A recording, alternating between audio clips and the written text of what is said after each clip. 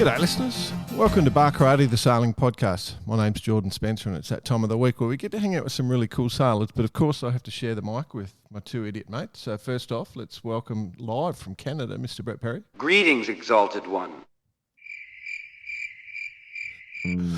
Crickets. I think a bear's taken him. Well, let's bring in the other bloke. He had a voice that could make a wolverine purr. Mr. Nick Bice. Mate, we should have known. We've moved this around so much to accommodate him. We've learnt our lesson. Sunday night for us, 6 a.m. Sunday morning for BP. Yeah. But it was never going to happen. We expected him full recline mode, but no, yeah. I don't get it. He's gone full Letterkenny. He's full Letterkenny. He's doing Sundays. He's drunk on maple syrup. And pitter patter. Well, we're doing this for video as well, so that was the whole plan. We're doing, once a month we're doing a video one, and we just have no guest, and we just do a bit of banter and pitter patter. So I've had to. By the way, for the video, nice hoodie. Nice hoodie, indeed. It looks good. We didn't get one in the size for Brett's stand-in that I've got, Bice. Moose Perry. Reindeer Perry. It's a moose. It's for Canadian moose. Oh, maybe it is a reindeer. I think it's a reindeer. You're right. Oh, we'll call it a Canadian moose for now. And who knows? BP does get up to a bit of mischief. Could be seeing the same sort of thing. Yeah, he might be seeing the same sort of thing. Mate, what's going on?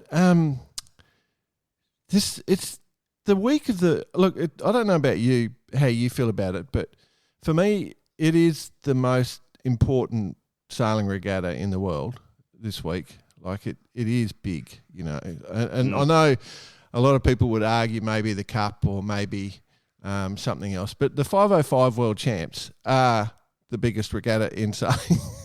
Second biggest. Don't want to brag. Yeah, don't want to brag.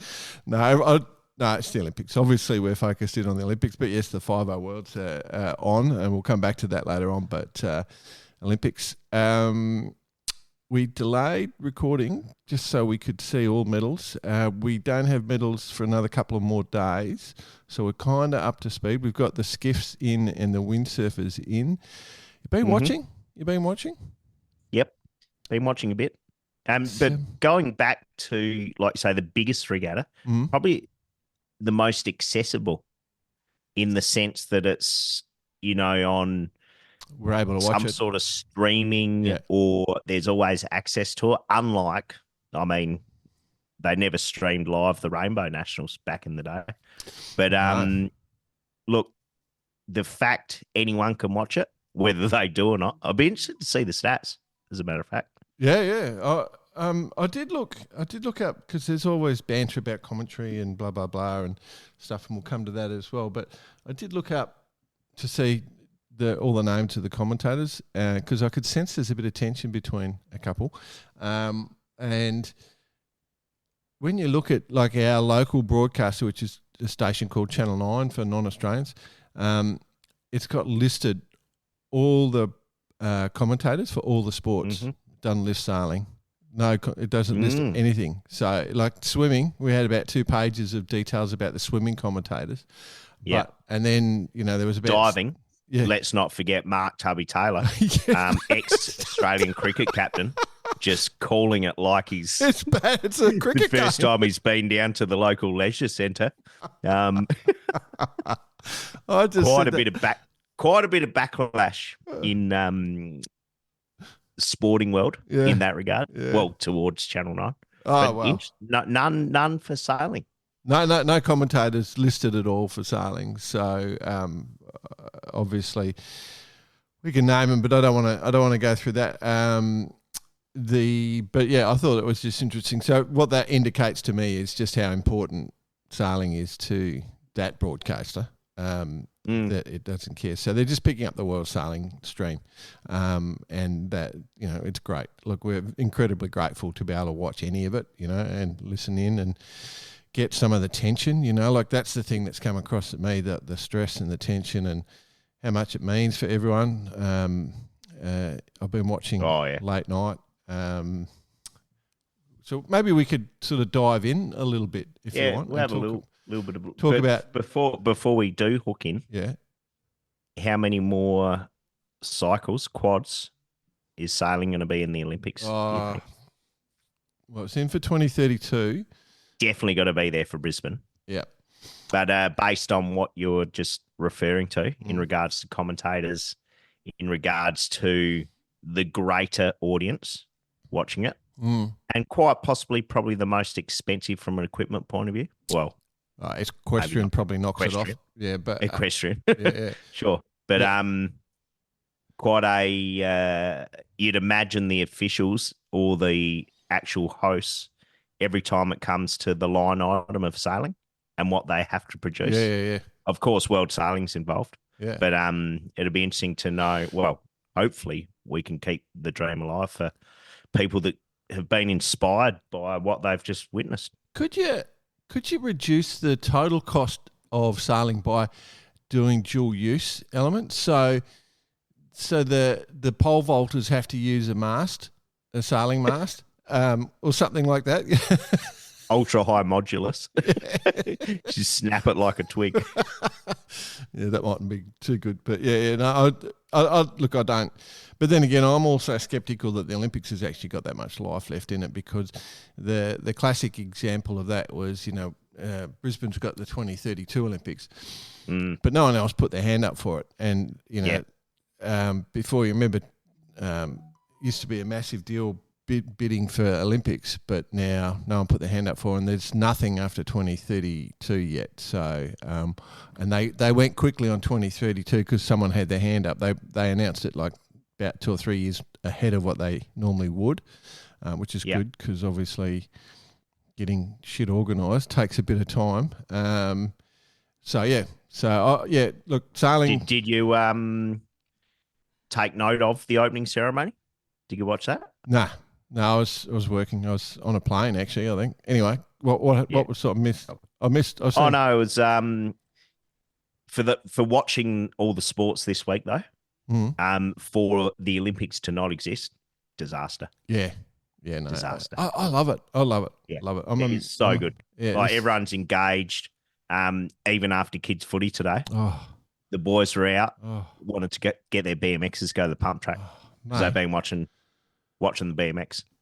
So, how about, I'm so into water polo right now. Like, it's a sport for big, slightly overweight, hefty white males who can wear a Speedo.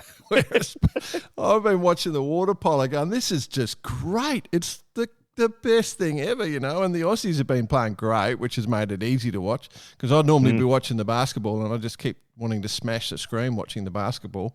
But the water polo, mad props to our goalie. And that number 3, we got this dude, number 3, he's got Milos something. He's got a great Aussie name, Milos. But he's just very traditional. Just ripping in shots that were just unbelievable. So, but seeing the different sports, you got to love it, mate. You got to love it. Like, I'm down there on the way. I'm playing water polo. Like, I'm joining Buying yourself one of those helmets with the ear guards. What's that for, anyway? Does anyone know? Well, I guess no. I'd be guessing if I was to even attempt to give you an answer. It's like to stop you grabbing your ears, then pulling you down by your ears or something. It's the only thing I can think of. I don't know. I see you just can't hear your teammates or what? I don't know. Yeah. But look, it's been good, and there's a heap of sports I'm really enjoying. I'm looking forward to the speed climbing. You'd be a natural speed climber, boss. I could see you racing up a wall. Years of experience. I'm pretty good at getting down one. Yeah. Give you that. Years of experience. That's right. Yeah, and that would be a great Olympic sport for the young fellas. Wall climbing down a wall after you've escaped through a tiny window the size of a bathroom, like where you've had to had to do a mass exodus. Little exodus out the window and down the wall sort of But that thing. would never happen. Never at happen. this professional level at all. But I'm not there's a few sports, and I think I've made my views clear. Your claims. I'm not going to be watching the breakdancing. It's No, just, I mean, I couldn't watch the park skate. Oh, I can't say that. I got one of my best mates' kids is fully training to be in the Olympics in the skateboarding. Yeah, he's 13 or 12 and he's totally dedicated to it. Yeah, Special school, the whole thing. So I better not say anything about that. Well, before we diverge any further, yeah. How about the 12 and 13-year-old yachties that train their ass off to get there and they've just done it now, which we can maybe go a bit deeper into now? Yeah. Well, we'll just roll through it. So the men's skiff, we'll start off with that. So the Spanish, the power of the Spanish is continuing, like just how good they were, in terms of the performance. To see the Spanish, they've just come in hot from San Francisco where they won Soul GP. So Diego and Florian, that was pretty super, super, super cool. And they won it pretty well. The Kiwi lads, so Isaac and William, so McCarty and Mackenzie, and then in Barrows and Hans Henken. Happy to see Hans up there after his injuries and what he's been suffering a bit, so that was good. I think, because remember we had his wife Helena scut on episode 228 or something. And then the reverse curse didn't go so well because that weekend is when Hans got injured, right? Yeah, but that was shitty. She was using it for herself. But the Irish, remember that it was a good sort of race. That was the start where everyone was pretty much over the line. About 3 or 4 boats went over the line, and the Croatians didn't go back, so got pulled off the course. And I think a few people just dropped out in the end. And the Irish were looking really strong for a silver, but they were one of the ones that went over the line. So that was a disaster because I was pretty hopeful that the Irish would go pretty well. The thing I do want to say though is one. Diego and Florian just continue to impress. Like that's 100%. They're red hot. Like we go. Fair chance Diego will be walking away with a Rolex watch this year. I was looking at his wrist just to check it out, but yeah. Oh, I see where you're going. Yes, 100%. Yep, 100%. It'd be impossible for him not to be World Yachtsman of the Year, World Sailor of the Year. Yep. Impossible for it. Just can't. You couldn't. You'd be mad to name anyone else. It'd be a riot. All the Spanish, the Spanish wouldn't be riding mañana. They'd be onto it today.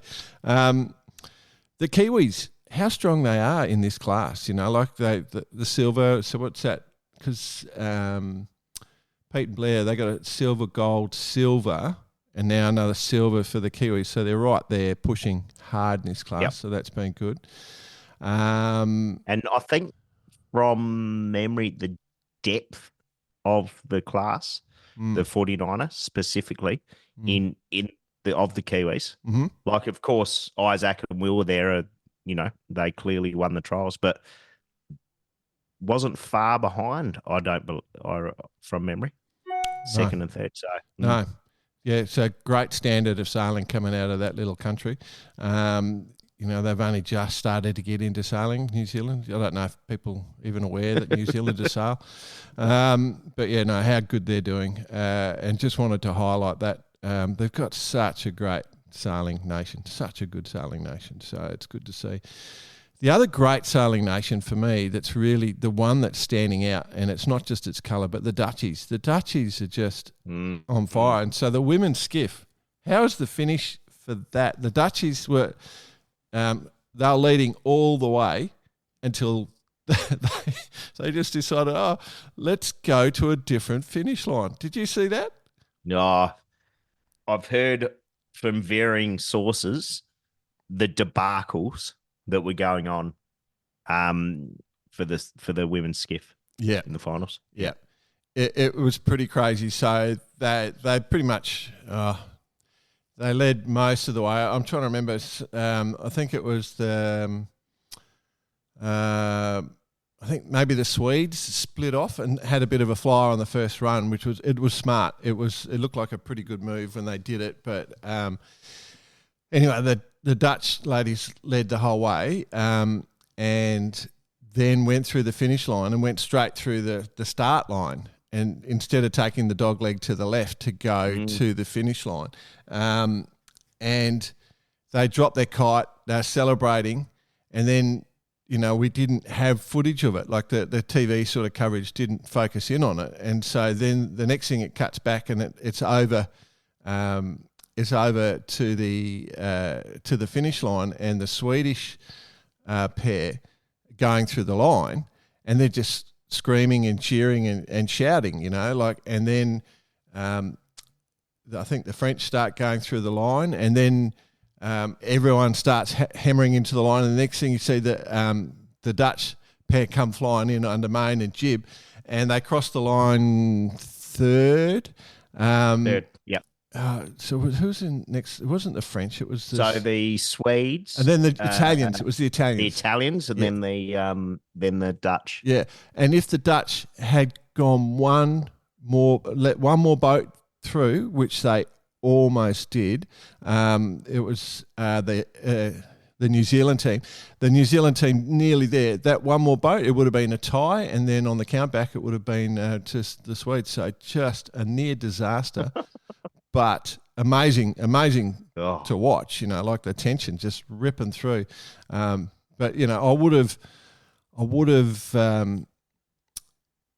I just want to say, like, the Dutch really are standing out from the sailing that I've been watching. Like they've been good, always been really consistently. If they're not on the podium, definitely top 10. So, the next one where we've had medals is in the windsurfing. Now, did you watch? I know you would have watched Gray. Watched Gray, yes. Which let's get to that, but let's talk about the women's windsurfing first. Let's talk about the format. So we have 180 races to pick the top 10, and then they go into a quarter final, which 4 through 10 race. And the top two of that go on to the semi-final, where 2 and 3 are waiting. So the boats that finish 2 and boards that finish 2 and 3 are waiting, and then the top two come out of that 4 till 10, and then the top two they race one race, no points carry forward. They race, the top two go through, and then it's irrelevant how well you've sailed. It's just one race. So you have this whole series about consistency, trying to get the best. Man, it's caused some controversy because 100%. 100%. The domination of Emma Wilson from the UK. Correct. She had 1, 2, 3, 4, 5, 6, 7. Clearly, 7 first. Clearly the best sailor. 7 first. Yep. So net with 1 discard. Yep. 2 discard, sorry. She drops a 17 and a 3. Yep. Yep. Yep. So she finishes with the 2 discards, 18 points. Yep. Before the finals. Yep. Then next closest, 49 points. Yep. So absolutely slayed them. Yep. And then, like you say, she goes through straight into the race. Yep. Into the gold medal race. Correct. Against the Italians and the Israeli. Yep. And basically that's the whole regatta for her, the gold medal, has come down to that particular race. Well, obviously you got to sail well to get through. But the format. Hard to believe, like watching Emma Wilson just head in her hands in tears, and because she was sailing that final so well, like watching it, she was clearly a class above the other sailors. I mean, like 1 or 2%, not much. Yeah, but there was passing lanes left, right, and centre. Like that's the problem with sailboarding is they're hitting corners, so somebody's always going to make a move. That's just the nature of corners. But then that late tack, so she let them leverage off in front where the Marta, the Italian lass, tacked under the ley line and worked up. Then Sharon, the Israeli, was next attack, and then Emma continued on and was going to come in at full noise, but obviously lifted slightly, and that's the problem. Once you're on a lay line, you can only lose on a lay line. So if you let them out in front, if you're behind and you're further out on that lay line, the further out you're out, the more you've got to lose, and so. But then you've got to balance it off with tacking. And so this whole thing was there was such a lead that Marta got as she went around that top mark, one more run down and then a reach into the finish. And it was just a bit heartbreaking for Emma because it's the nature of the sport at the Olympics. So that's what we've all signed up for. Well, not only the Olympics, Sail GP, similar. Exactly right. Sail GP. It's down to that last race. Yeah. And thinking about it today, seeing all the stuff on social media with Emma with her head in her hands. Yep. Having grown up and seeing the format, even the medal race back in the day, when that was first introduced, everyone thought that was harsh. Is this harsh? Like, is there any other racing in the world where your heats or your qualifiers matter for the final gold, silver? Yeah, no, that's right. I was trying to think of that exact thing. So, like the BMX racing, you watch the BMX and, a dude gets taken out on the corner in the final and, 100 metre, too bad. 100 metre sprint. Yeah, too bad. Yeah. Too bad. All the swimming. Yeah. We'll come back to it. I want to talk more about it because I want to do some sort of bit of banter about that. But first off, let's just go to the men's windsurfing. That was fantastic racing. So we went through that whole thing. And I think that the three boats that got into that final were pretty much the standout boats. If you were from the racing I was able to watch, the Dutch sailor, Luke, he was fantastic, I thought. The Israeli sailor was great, and obviously Gray started out slow, then just hammered him, came home strong. But it was good. It was good shout out for the Kiwi, Josh. Yep. Josh, yeah. I reckon. Yep. He sailed extremely well. Yep. For sure. Yep. He, he got a black flag, I think, during the whole racing. But, anyway, there was – so, again, it's that brutal sort of process. And that we had a sort of false start for the final. But from the minute they started, they were equal.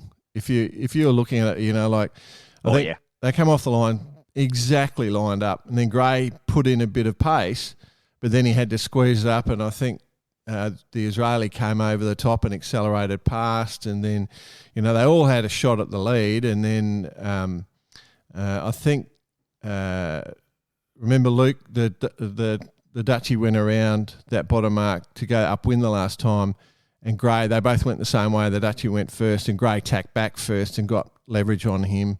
But the Israeli sailor went the opposite side, and it was close, and then just got around that top mark.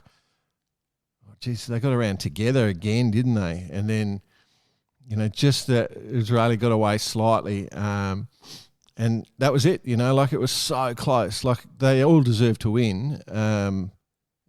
But if you, I don't know. Like, that was good racing. It was really enjoyable to watch. Yep. And hopefully, I think I saw like some medalists do a quick little video. Yep. Shout out to Gray. Yeah. And one of the key things there was a bit of a common theme was the inspiring the young kids. Yeah. And this is one of the coolest classes. Yeah. No, it was good. It was definitely good. But I ask you a question. We've banged on about the bloody reverse curse for years. Are we claiming this as our right? There's no doubt. In fact, like, even Gray would admit to it, like, the only reason Gray's not on here chatting is he got dragged off to national TV. Like, he's sitting on the panel chatting to national TV, showing his beautiful head. He's more reliable than BP at the moment. But we've had a few emails about the reverse curse, so we'll come back to that in the letters, or the emails, or the communication from our listeners. But yeah, like, I got to say, we've reverse cursed the shit out of that kid. 100%, my friend. Yeah. And shit, I would just shudder to think what went on in Marseille after that. And you saw it on the shore. I love it. I love it. And hopefully it's something similar. His interviews, something similar to the eventers, the equestrian guy that got interviewed. Yeah. Why are you interviewing me now? I'm way better when I'm hungover, way funnier. He's probably a little too professional for that, young Gray, I think. No, he would be. Yeah. But mate, seriously, hats off. Silver medal. Nothing. Haven't medalled in the class since Lars Klepic. When was that? Early 90s or 92 something? or 96 or something. Yeah. Wow. And he's a household name. Yeah. Ray Morris, mate, stand up, my friend. Yeah. And this is just the start. Yeah. It's only 20. Only 20. Absolute star. And, I can't tell you how much we like the kid. He's great fun to chat to. He's just, he could be a future superstar, but let's just wait and see how it plays out. But we did have a few messages just before the medal race, and I just said, mate, with whatever happens, we're so proud of you. Just do your best, do whatever. Don't worry about anyone judging you, because you are awesome, mate. Like, it's just. Well, I think as he said it during the interview, and this would have to be one of my favourite answers the whole time we've done bar karate. Just like going out there, just fanging around. Hey, no. So Aussie. No other reason. So Aussie. Fast. Did we not say that? Like, Gray is the epitome of that whole Aussie spirit. Don't look like you just enjoy yourself, mate. Look like, and then he does the hard yards, but you don't see it. He's doing the hard yards, but he's relaxed. Love it. So where are we at now? We Sunday. So we've got Heights are yet to start. We're into the Ilkers. The next medal race will be the Ilkers. We got two dominant. Couple of days off at time of recording. But no, it'll be one day off, right? So Sunday they'll probably do 3 more fleet races. No, medal race is Tuesday. Yeah. Oh, okay. There you go. Yeah. For both of those. And Marit and Matt, the M&M. M&M's dominating at the moment, and it's pretty solid domination for those. Marie is killing it. But she's dropping a 4 at the moment. Yeah. Carrying a 1, 2, 4, 2, 3. Yeah, mightily impressive. Then the next 2 medal races will be the 470s and the Narcras, which I think the Narcras kicked off yesterday yesterday, and then the 470s were on Friday. So, and then we got the Formula Kites will finish it all off, and medal races for that on Thursday. So, the program will come to an end, but there's plenty more still to come. The weather sort of been good. We haven't had too much super light winds. A bit of Mistral action at the moment. Yeah. Right. I don't know. While we're still talking Olympics, I did see a funny one, and I've got to say this without trying to sound like I'm being a bastard. The medal tally board, the whole world puts the board in order of gold medals won, so the winners, the whole world, except a little tiny unheard of nation called the United States, where they put down the most total medals. Have you noticed? Because that way they're first.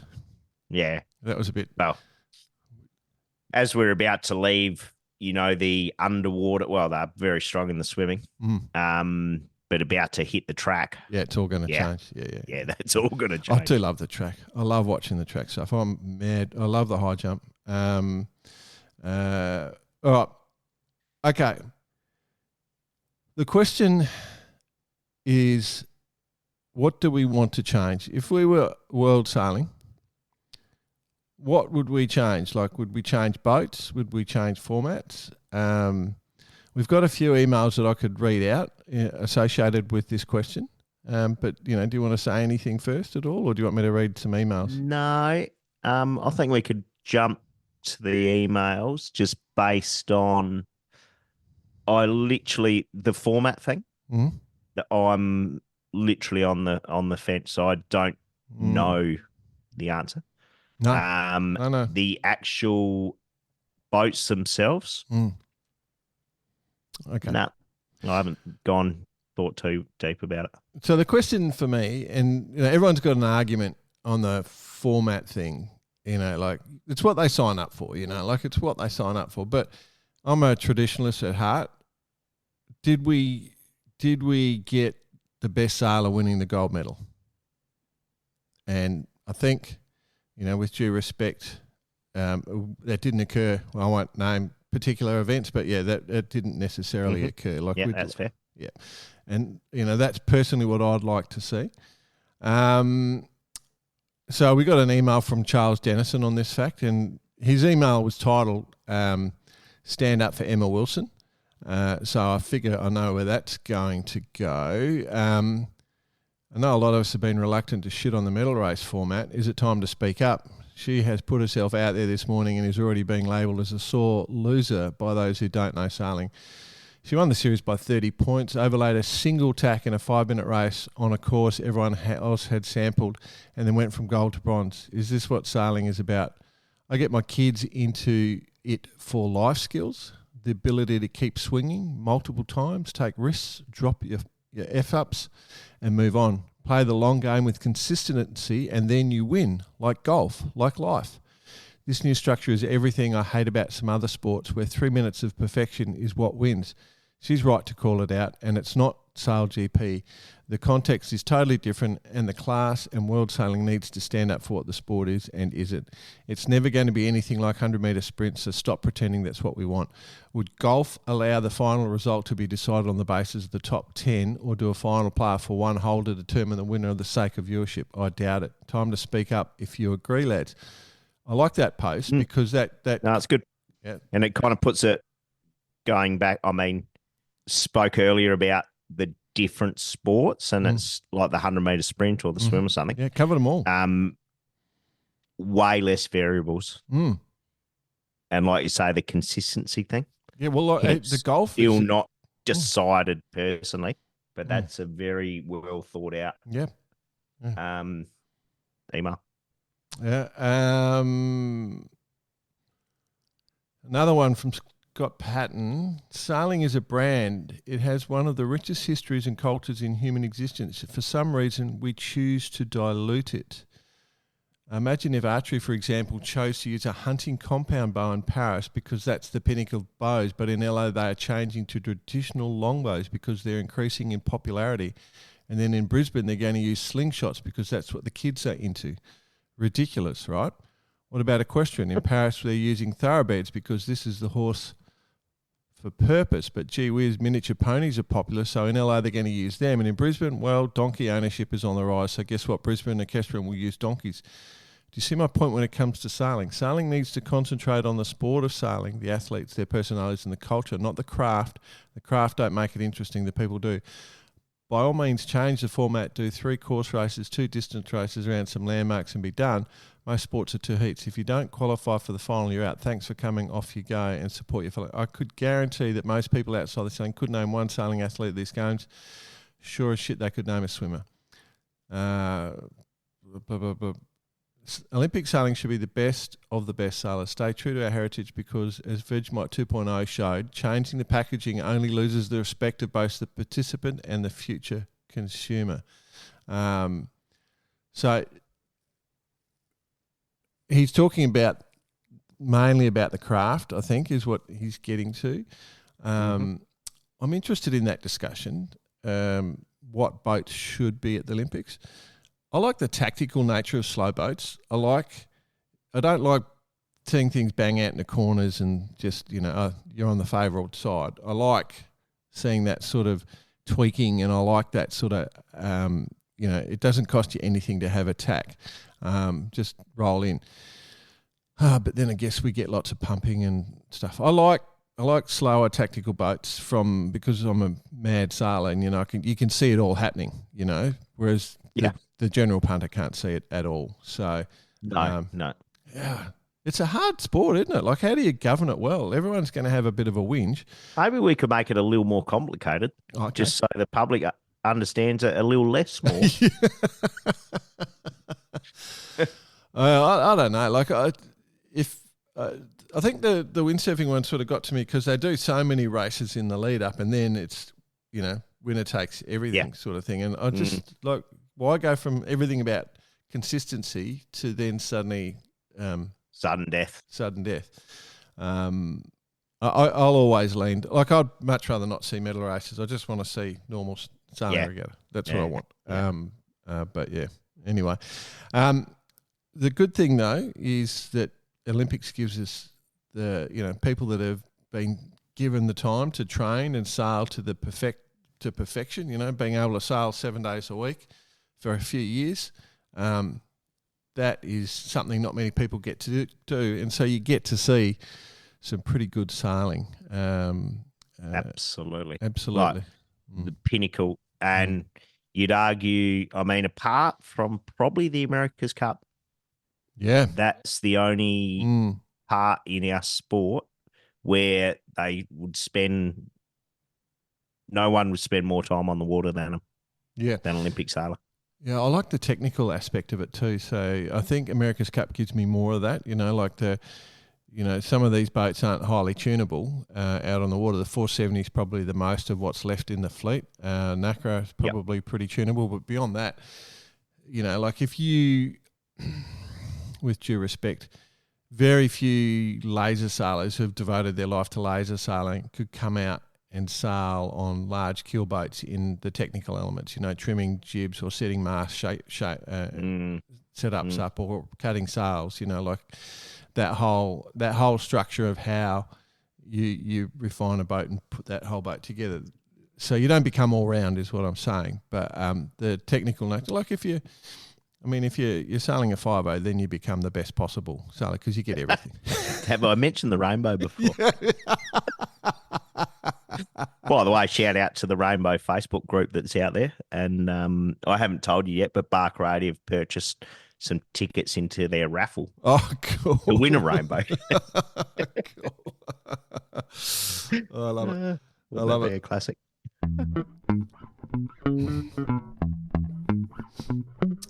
We'll move on from the Olympics, but as I said, we're still super fired up about the whole thing. We're grateful that we're able to watch as much as we can, and wish everyone the best of luck. I hope that everyone has a great experience. Of course, if you want to have a great experience and you're in a stressful situation, just grab the Radix Nutrition because it's nutrition for everybody, even for the audience, and the friends that are out there, the families that are cheering, putting the effort in to try and cheer all that time. Grab the Radix Nutrition, go to the website, Radix Nutrition, use the word Barkarati, one word, put that in the discount code, get a discount on us. There are a few other things happening in the world right now, Mr. Bice. No, believe it or not. Believe it or not, there are a couple of things out there. Yeah, so I do want to mention, obviously, the 5.0 Worlds. Have I mentioned them? So we've just had the pre-worlds, right? Yep. Saw some common names and faces. Yep. At the pointy end. So they're in Varberg in Sweden. Swedish have got a long passion for the class. It's a great class. The worlds were won by Jan Philip Hoffman and Felix Brokerhoff, and pretty much won and dropped a second. So that's the pre-worlds. And then young Malcolm Higgins and his son Angus right there in second. Then Mr. Holt and Rob Woeful in third. Howie Hamlin, Andy Zim into fourth. And then Nath Batchelor and Eric Anderson into fifth. That is big. So Malcolm is someone, I've known for, let's say, 40 years. Yeah. And known Angus since he was born. But Jan Philip Hoffman and Felix Brockhoff, they've been coming strong. And I've been meaning to get them on the show. I know Felix pretty well. And all I can say is that those two are super, super talented. A German team. And I do actually think mad respect to them. They're probably the future at the moment. I think that they may be very, very hard to beat at this regatta. So what age are we talking of these boys? probably late 20s. Yeah, there you go. Yeah. Yeah. Yeah. A force for quite some time. Yeah, but just so much talent. I'm really impressed with how they sail. I've watched them on the water a bit and really quite impressed with how they sail. So good luck to them. Good luck to everyone involved. The other event that I should mention is it's happening in the 29er class, which is in Aarhus International Sailing Centre in Denmark, which can be a little bit shifty and funky.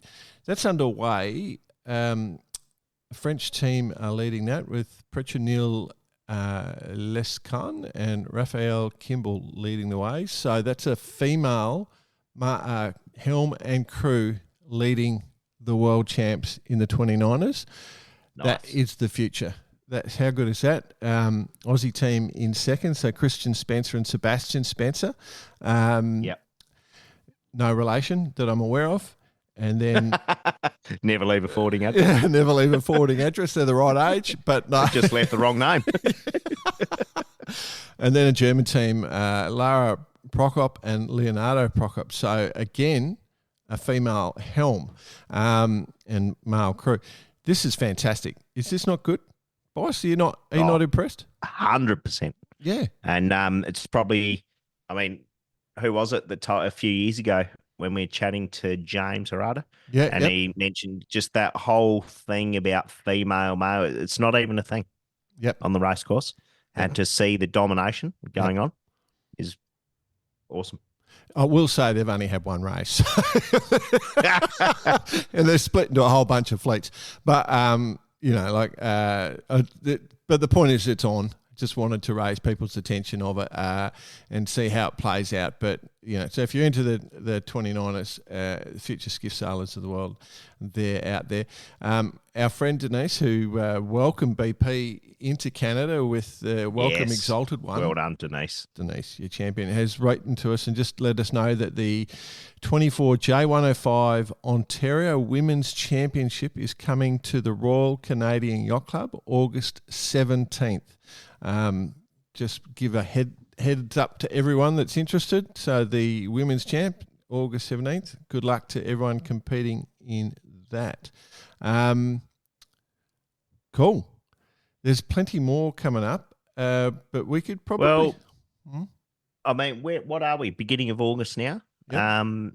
Europe land still in a bit of shutdown. Starting to fire up. Of course, the Cup is the next big thing. End of August. Yep. We've also got the TP Super Series in Porta Patals.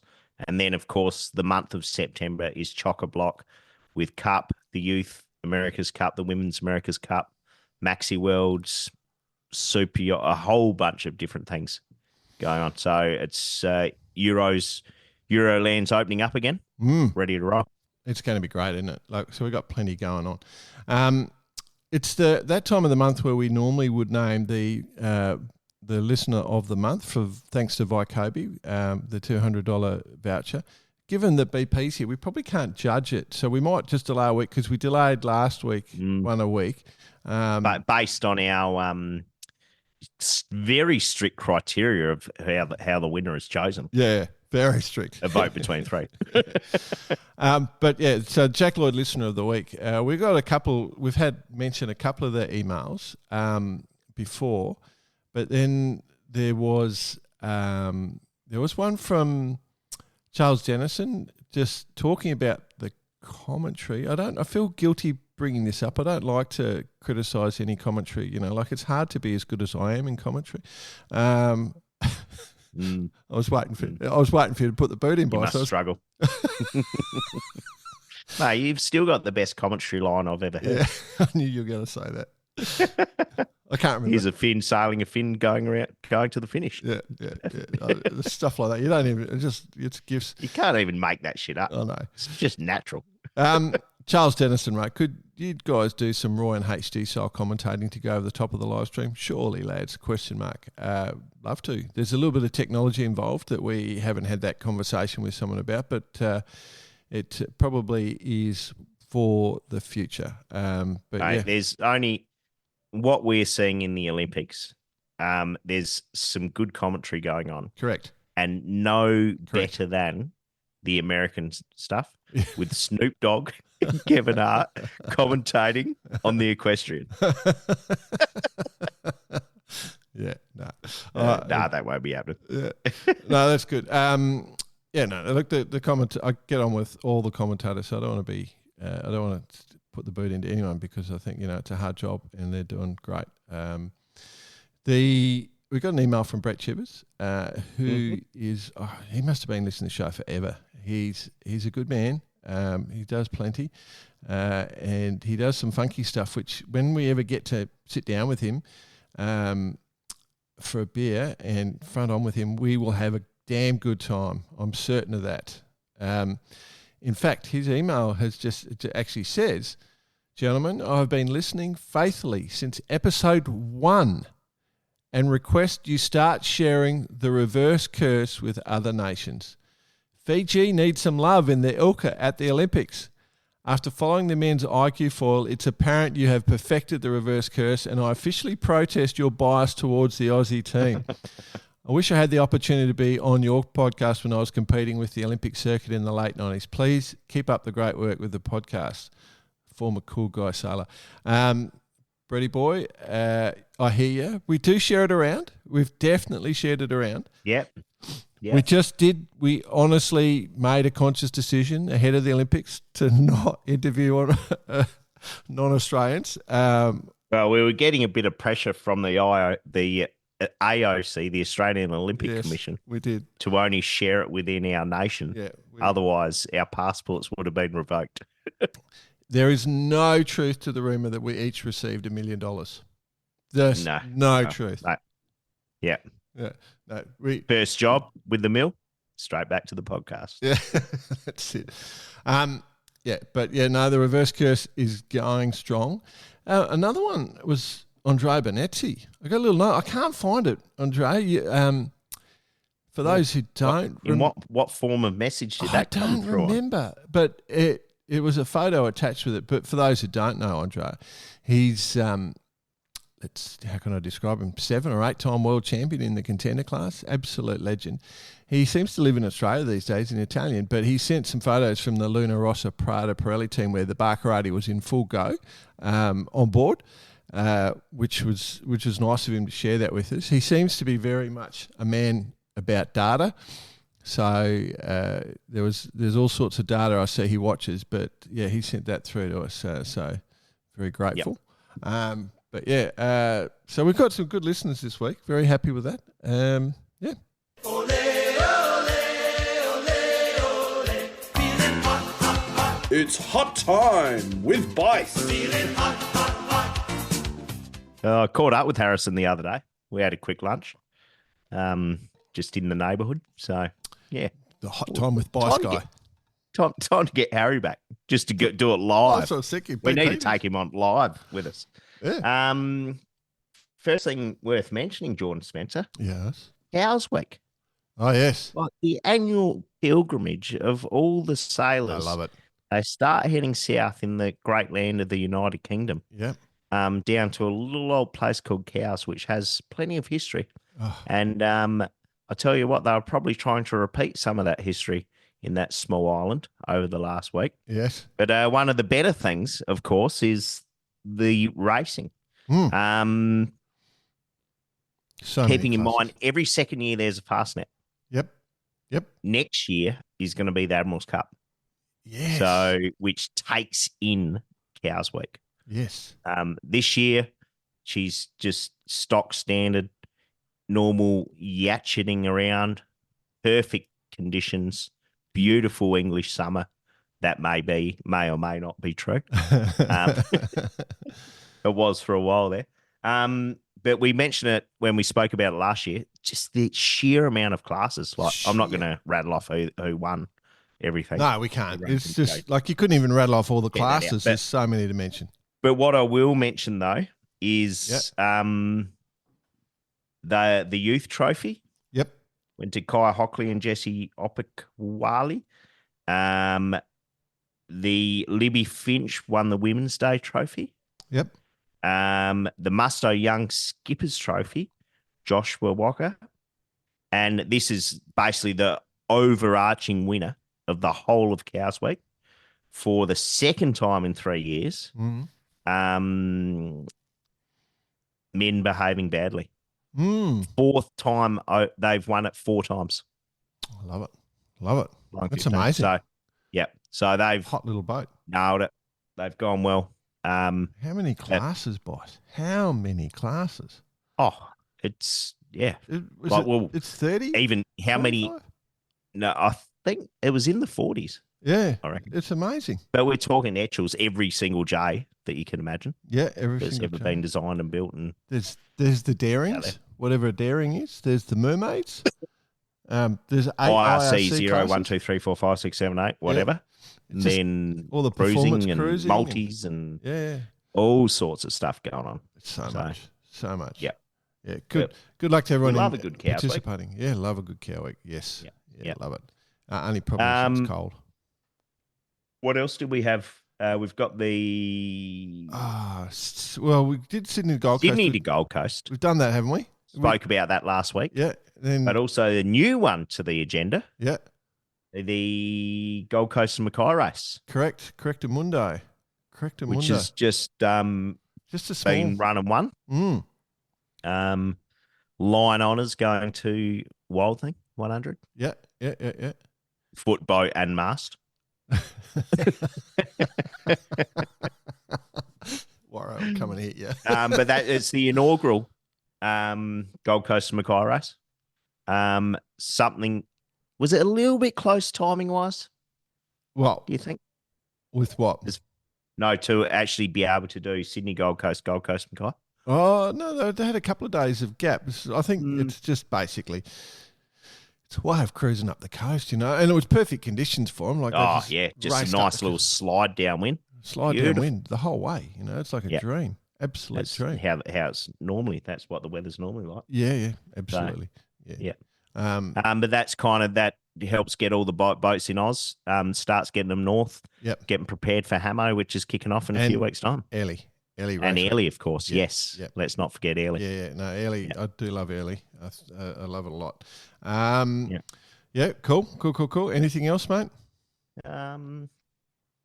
That's all I've got at this point in time. But gearing up, as mentioned earlier, for quite a busy the next couple of weeks. There's not a whole heap on the agenda, but come mid-August, she's on. Yep. Full noise. Well, there is one other event underway this week in Lake Garda, in Torboli. Which is there not? Everything's happening in Lake Garda. It's busy, but it's not happening there. It's beautiful. It's only just started. It's the International 14 World Championships. We're looking forward to watching how this all plays out. So they've only literally just got started. So we'll see. But our good buddies Dave Alexander and Noel Kinch are over there. So yeah, the old fellas. I wonder when the first time they sailed together with. 35 years ago, I reckon. Yeah, there you go. They haven't been together the whole time, but Noel's done the 18s for a bit. Lindsay Irwin and Andrew Perry, now they've sailed together for a long time. They'd be carrying their walking frames across the boat from tack to tack. So that one's going to be good. A lot of sailing still to be done on that one. We'll look forward to how that plays out. But the International 14 Worlds are on. Don't miss if you're into that sort of stuff, which we all are. I do have one question. Can you talk about this, Bice, before we sign off? North Sails buying Doyle's. No.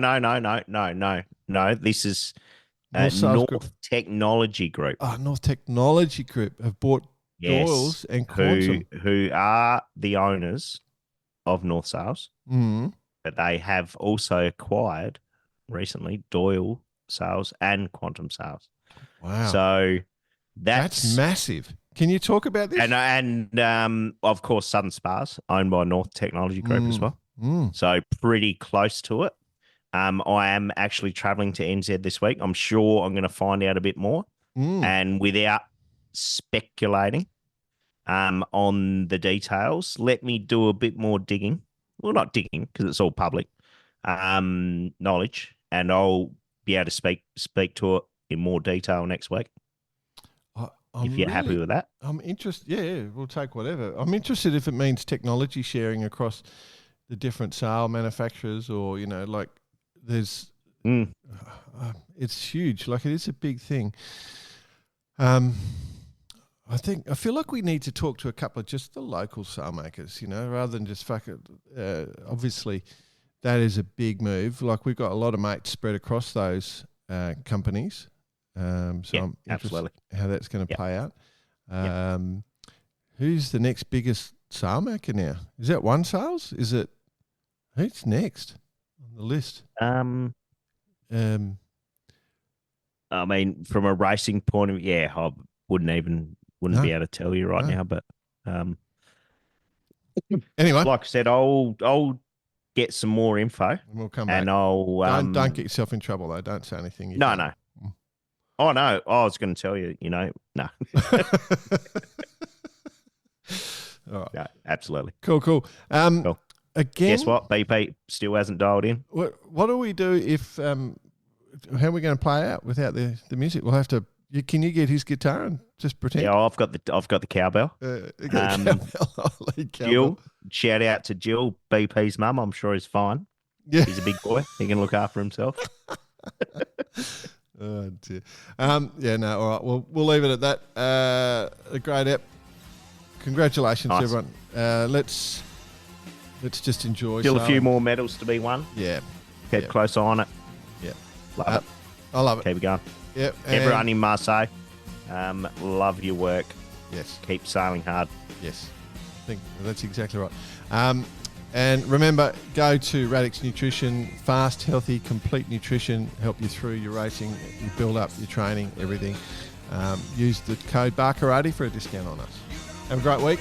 Remember to send anything you want to communicate with us and win the Vicobie voucher to cheers at barkarate.com.